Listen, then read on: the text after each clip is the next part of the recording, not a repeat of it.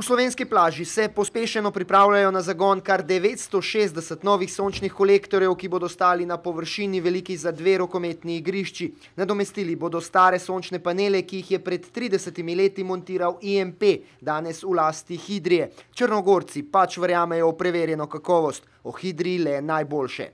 Nije bilo nikakvih problema, izuzetno poštovanje rokova, obaveza ugovornih i sa jedne i sa druge strane i samo čekamo da sistem bude pušten u rad, da vidimo da i tu slučajno ne bude nekih problema. Nov Hidrijin solarni ogrevalni sistem bo pogrel kar 80% pitne in sanitarne vode v hotelskem kompleksu. Vodo bo s pomočjo toplotne črpalke dogrevalo tudi morje. Odvzememo to toploto in jo oddamo na toplo sanitarno vodo.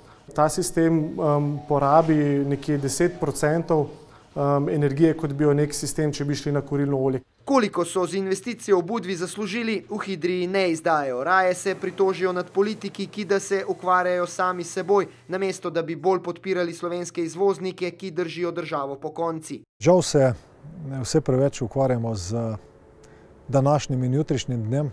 Nimamo časa, ne volje, energije, mogoče tudi neznanja in kompetenc, da bi enkrat vendarle resno vizionarsko pogledali 10, 15, 20 let v prihodnost.